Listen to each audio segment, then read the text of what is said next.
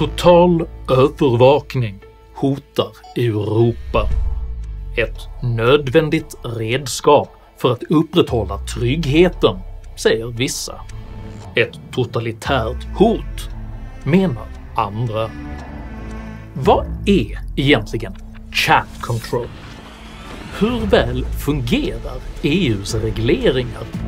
Och vad händer med ett samhälle som offrar frihet för att vinna trygghet? Dessa frågor tar jag upp i veckans video om totalövervakning. Som vanligt propsar jag på att du bör följa mina snabba kommentarer och förklaringar på kanalen Henrik i korthet som finns länkad här ovanför. Och uppskattar du mina filmer så hjälper du mig att kunna fortsätta göra dem om du stöttar mig via något av betalningsalternativen här nedanför. Det är nämligen endast tack vare ert generösa och frivilliga stöd som jag kan fortsätta detta arbete, så ett stort tack till alla er som bidrar. Idag talar jag om trygghet, teknologi och totalövervakning. Häng med!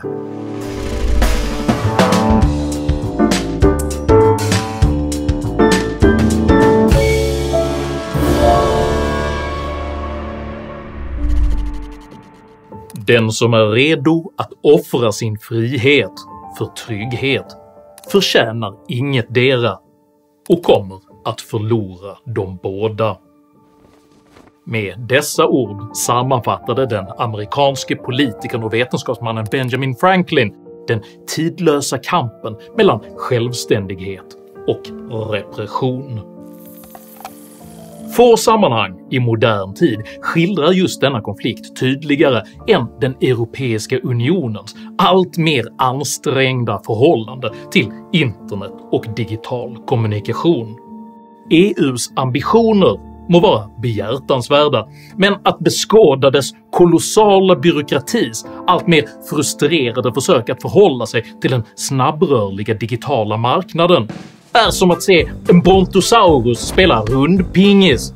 Den vinner möjligen matchen, men inte på grund av sin formidabla backhand utan för att den oavsiktligen har trampat ihjäl hela grannskapet.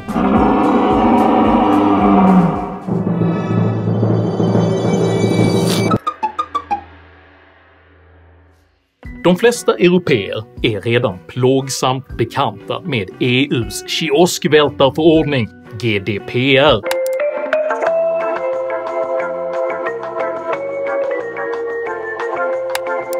Som i syfte att värna medborgarnas integritet sänkte hela Europas internet i ett inferno av pop-up-rutor. Denna användarupplevelsemässiga motsvarighet till att sakta dränkas i en flod av omtänksamma hälsningskort beräknas ha kostat svenska företag 26,6 miljarder kronor att implementera, med en löpande årlig finansieringskostnad på runt 6,6 miljarder kronor. Ändå är resultatet av denna dyrköpta GDPR-förordning som att låta en tvångsneurotisk mördarrobot bevaka ytterdörren till ett hus utan väggar. För bilder på var du bor, uppgifter om vad du tjänar och vilken bilmodell du kör går alla lätt att hitta på nätet. Men försöker du köpa en tisha på Hennes och Mauritz webbshop, då jäklar måste integritetsfrågan poppa upp.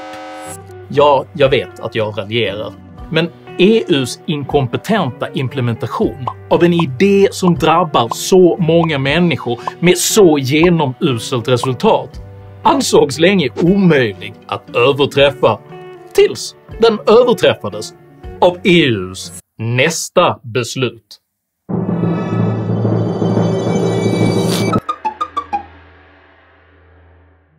Det europeiska upphovsrättsdirektivet, eller som det ibland förkortas EUCD, röstades slutgiltigt igenom i mars 2019 med syfte att främja Europas digitala inre marknad. Om du inte känner igen det här så är det inte särskilt konstigt, för direktivet kräver nämligen så absurt brutala ingrepp i internets själva funktionssätt att det trots 4 år av fördröjningar ännu inte har kunnat genomföras. Ett av kraven som direktivet ställer är att alla presspublikationer får en ny ensamrätt när deras material används på internet. Förenklat innebär detta att alla nätplattformar måste sluta avtal med alla tidningar och alla medier så att dessa får skälig och proportionell ersättning om du som användare postar en länk till dem i sociala medier.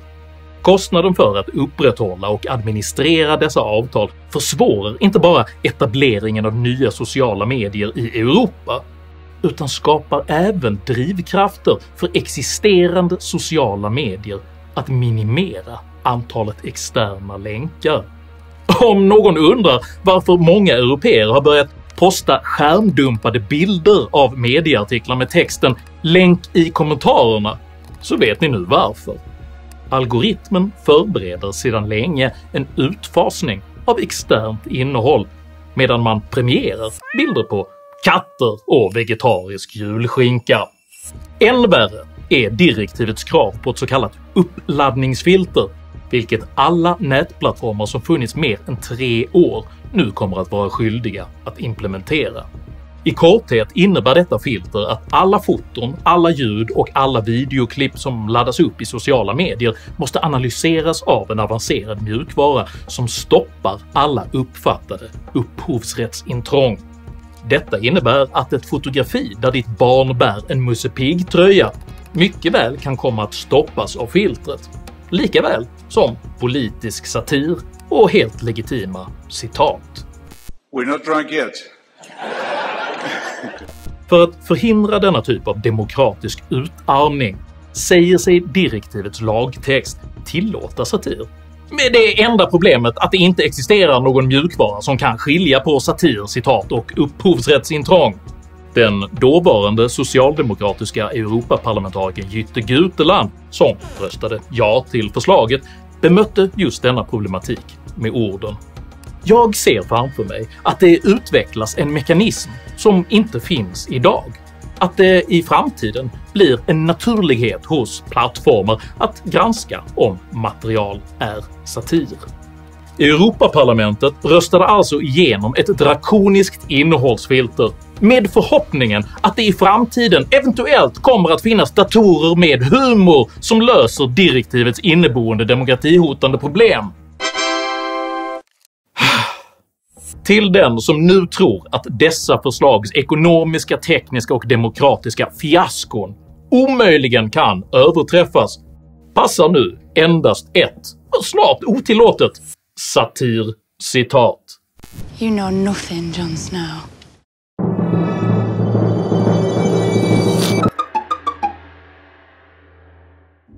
Just nu förbereder den svenska EU-kommissionären Ylva Johansson förslaget Chat Control, eller som dess mindre publikfriande namn egentligen lyder, Europaparlamentets och rådets förordning om fastställande av regler för att förebygga och bekämpa sexuella övergrepp mot barn. Förslaget går i korthet ut på att alla nätplattformar i realtid måste övervaka all form av kommunikation mellan människor med syfte att stoppa övergrepp på barn. Så här motiverar Ylva Johansson själv sitt förslag. Sexuella övergrepp på barn är tyvärr ett väldigt vanligt och alldeles fruktansvärt brott. Oftast är det den enda ledtråden för att kunna rädda barnet. Det är när han skickar bilder eller videos på nätet. Förslagets ambition att bekämpa övergrepp mot barn är naturligtvis moraliskt oantastlig. Men som ordspråket säger är även vägen till helvetet stensatt med goda föresatser.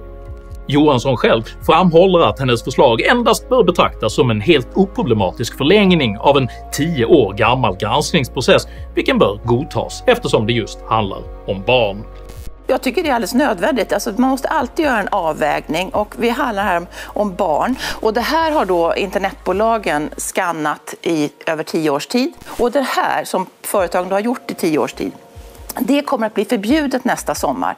Tack vare att vi i EU har världens hårdaste lagstiftning när det gäller privat integritet på nätet. Men ska de skanna för barnsexbrott, då måste det finnas en särskild lagstiftning som tillåter det. Och det är den särskilda lagstiftningen jag har lagt fram.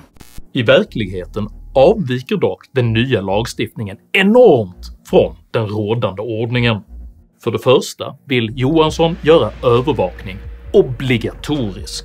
Men då ska det också vara obligatoriskt att göra det. Jag vill inte att det är företagen själva som bestämmer om de vill hjälpa oss att skydda barn mot övergrepp eller inte. För det andra så vill Johansson även utsträcka detta övervakningsobligatorium till att gälla all kommunikation, inklusive krypterad sådan.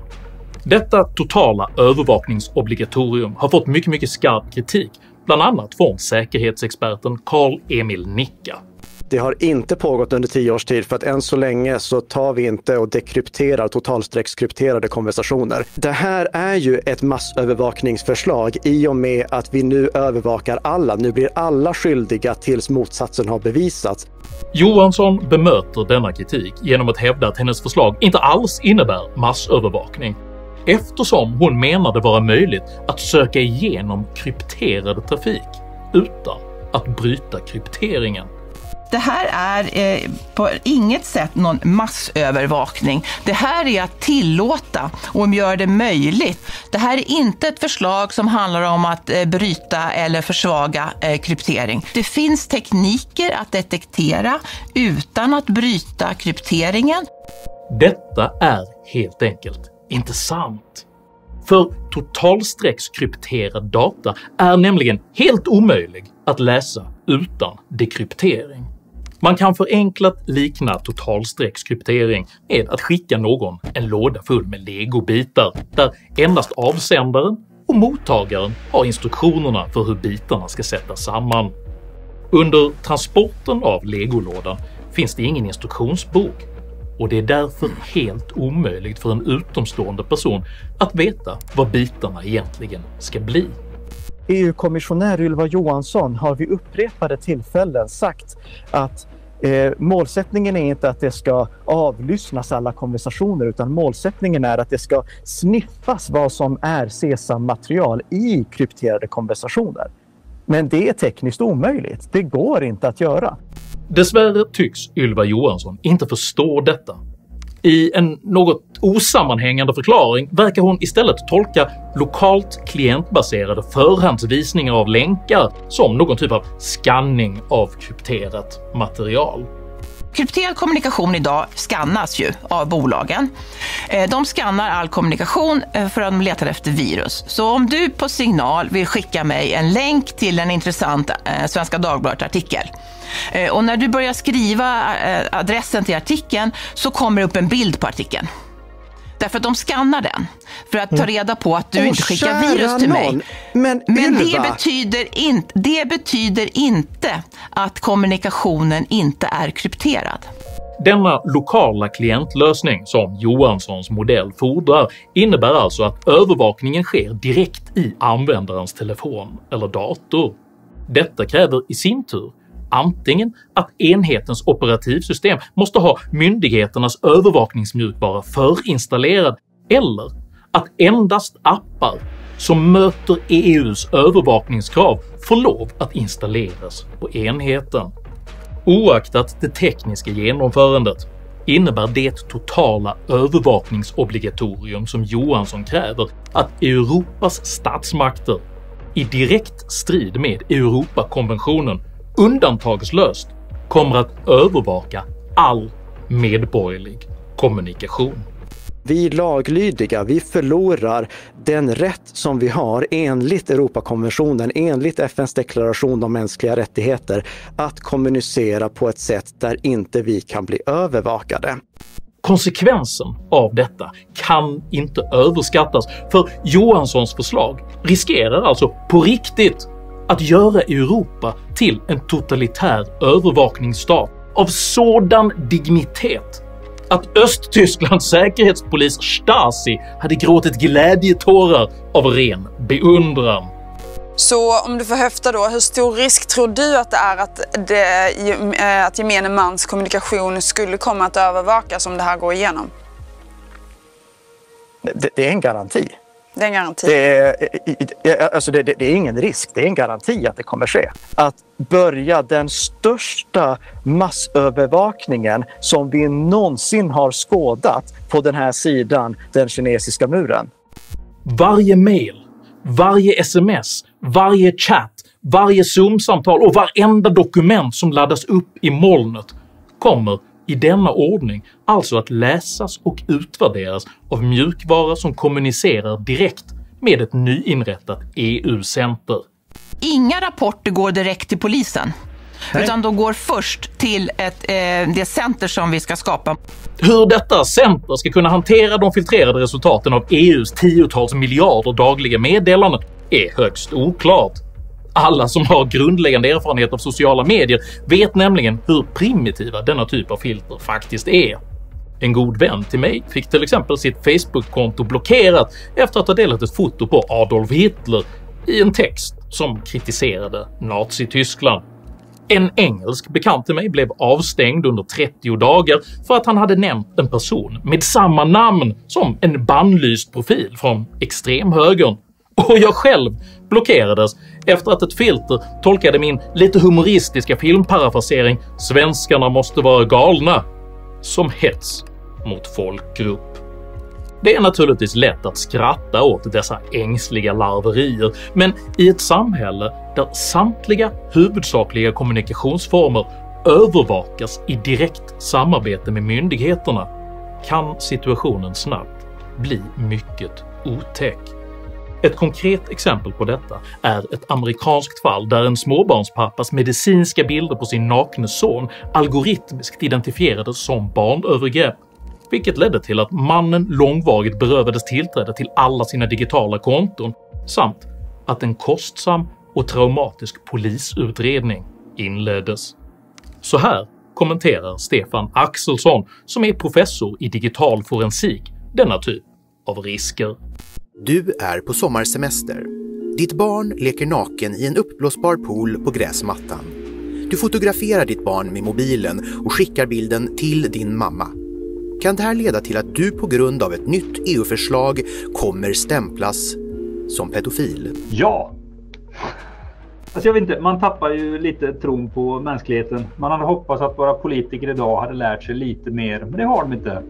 Utöver denna överhängande risk för kolossala volymer av falska varningar med stora utredningskostnader och stort personligt lidande, så finns även en betydande risk att själva övervakningsbefogenheten kommer att missbrukas. Problemet är att om vi kräver att leverantörerna ska göra det i totalstreckskrypterade sammanhang också, då öppnar vi en bakdörr som kan missbrukas in absurdum. För att sätta denna kritiska fråga i perspektiv bör man som medborgare alltid fråga sig vad ens politiska meningsmotståndare skulle kunna göra med dessa befogenheter. Med total obligatorisk övervakning väl på plats kommer kanske krav på scanning efter terrorhot att bli verklighet lite längre fram. Vad bör i denna kontext anses vara terror? Planerade våldsdåd? Hot? Hat? Religiös bakgrund? Suspekt fritidsumgänge? Någon kanske kommer att vilja scanna efter illojalitet mot fosterlandet, medan någon annan kanske vill scanna efter brott mot klimatomställningen. Den obligatoriska totalövervakningen är en principiell Pandoras ask som transcenderar blockgränserna. Därför står jag personligen plötsligt på samma sida som Vänsterpartiet, Centerpartiet och Sverigedemokraterna i denna fråga. Journalisten Emanuel Karlsten sammanfattade min egen position i Göteborgs-Posten. Ett så grovt intrång gör bara diktaturer. Även Svenska Dagbladets Mattias Svensson skriver klokt: “Chat control måste stoppas.” Till och med kontraindikatorn Dagens Nyheter hamnar för en gångs skull på rätt sida om historien när de fastslår att EU klampar ut på ostadig mark med chat control. Faktum är att de enda som ställer sig bakom Johanssons drakoniska totalövervakningsobligatorium är Sveriges förment liberala regering. Regeringen stöder det omstridda EU-förslaget om kontroll av alla digitala meddelanden. Det uppger justitieminister Gunnar Strömmer för Ekot. Detta fullständigt obegripliga ställningstagande av en förment liberal regering får till och med Aftonbladet att låta som en förnuftets röst. För det är faktiskt inte mindre än bedrövligt av regeringen att säga ja till chat control. Och nu har faktiskt du som tittar ett jobb att göra. Kontakta din egen valkrets riksdagsledamöter och låt dem veta att chat control innebär en oacceptabel integritetskränkning som villkorslöst måste stoppas. Beslutet är nämligen inte fattat ännu, och det är nu vi som väljare faktiskt kan påverka frågan. För som Benjamin Franklin en gång i tiden uttryckte det, det är varje medborgares främsta plikt att ifrågasätta makten. Om du uppskattade innehållet i denna video så hjälper det mycket om du delar den med dina vänner och kanske till och med stöttar mitt arbete via något av betalningsalternativen här nedanför. Dela även gärna med dig av dina egna åsikter och erfarenheter i kommentarsfältet här nedanför, men jag ber dig att alltid vara artig. Jag accepterar nämligen inte aggression, personpåhopp eller rasism i mina idédrivna kommentarsfält. Tack för att du som kommenterar respekterar detta. Jag heter Henrik Jönsson och jag anser att frihet är ett högre värde än trygghet. Tack för mig och tack för att du har lyssnat.